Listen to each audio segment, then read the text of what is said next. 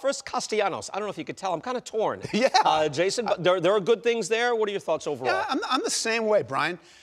He can hit. He's always hit. I think he's going to hit. Number 11 in the sport last year in hard hit percentage, 12th in the sport in line drive percentage. That's what he is. I'll tell you what he's not. He's not that guy that played for the Cubs.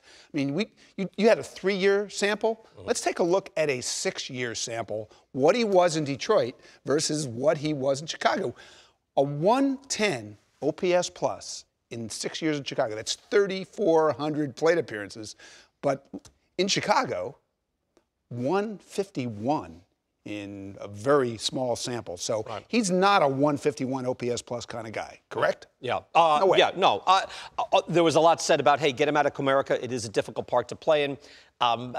Possibly, but I think a lot of guys, John, will have a 6-week stretch where they can be a little bit above their career norms. It seems like that's what he was. Yeah, listen, I really like the sign. I've always liked this hitter. I agree with Jason that, he underachieved. I probably had higher expectations. I always felt he could hit.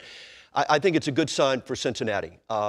Look, this is a club that has been 6 years without getting to postseason, a very proud organization. And, again, you were on the money when you said defensively, this guy is a star. He's not going to impact you on the bases, but he's going to hit. And this club pitched exceptionally well last year. They were abysmal at the plate. They've added Moustakas. Now they've added Castellanos. They have, obviously Joey Votto needs to bounce back. Suarez had a tremendous year. I think this gives them a chance in a division that really hasn't done much. I mean, when you look at the Cubs and you look at St. Louis, they basically have lost players and haven't added. Milwaukee's lost players. They've added some back. I think the division is prime. And I think I applaud teams that are going out and trying. It makes our game better. Okay. Ian, your thoughts on Castellanos as a player? Castellanos is as you gentlemen are saying, I mean, he came up as a top 20 prospect, and he came up originally as a third baseman. That was where he was gonna make his living, and he just was a poor fielder. So they ended up moving him to the outfield. He continues to be a poor fielder. And my concern for him is that the National League doesn't seem like necessarily the best fit. I think a better place for him would have been someplace in the American League. To get a little more DH. Get a little bit more DH time. However, I kind of take his time in Chicago, and I kind of tip my hat to him. He had a little bit of, he was whining a little bit in Detroit, if you remember, before he got traded. He was becoming a little bit of a, I don't really want to be here if it's going to be like this. I don't love that in a player, but you can understand, like you were there during the great years, and then suddenly everyone's being whisked away, and you're the last man standing. Yeah, right? I get it. But if I'm a GM of the team, that's something that I would also take into account.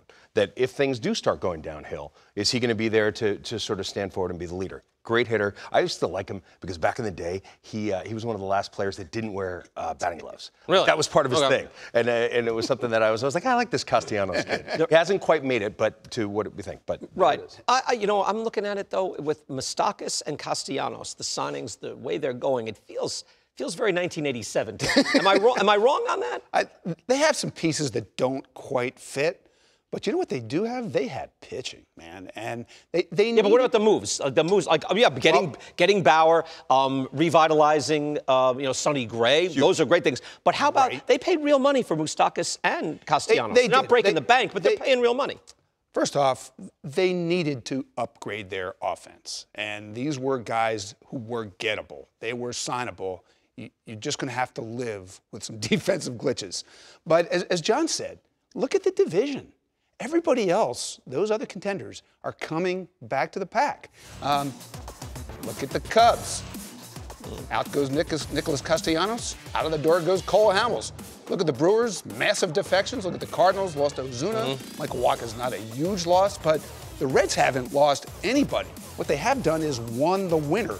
If they have upgraded offense to pair with their pitching was incredibly underrated, Brian. Okay, where are you on that globally? Again, am I missing something? No, I think you're get guys right. with power, low on base, who also don't field. Doesn't feel very dynamic. I'm dead on with you about this. I actually think these pitchers, Castillo, Sonny Gray, and Trevor Bauer, they're going to be a little disappointed because the right side of that field with Moustakas and with Nick Castellanos, you're talking about two subpar fielders that are going to be in that lineup every day. The staff is #1 in the league in strikeouts. And they better be striking people out with the way those guys are catching the ball. All good information, right. But defense does end up getting you in a lot of ways that you don't see right away, John. And that is something that they're not giving up, but they're not getting for their money. Yeah, and again, I think you bake all the cake, not a perfect player. I love the bat. I think bats play. I've won with teams that don't have, if you will, great, quote, defense. I like Jason's analogy. They are going to strike them out. Look, at the end of it, there's only so many bodies that you can go get out there. And they looked out and they said, okay, we've got 2 guys that'll come. We might have to, we have to wait on Castellanos. Moustakas was a little bit of a jump out, move him to second base. I understand the warts, but I look at the division. I look at where Cincinnati is. I think Castellanos will help him. This guy's a doubles machine. The power, I think he's going to hit more homers in Cincinnati. So, at the end, I give it a thumbs up. I like it. They're trying, and it's a good hitter. And they're spending. Look, I don't want to be out here complaining. They're paying this guy too much money. They paid market rate. It's not even a qualifying offer. And to your point about the park, this will accentuate what these guys do well, right? They're going to hit home runs. That was the guy hit 58 doubles. That's a big part of the Reds' thinking, too. Yeah. They like the fit of the players in their park.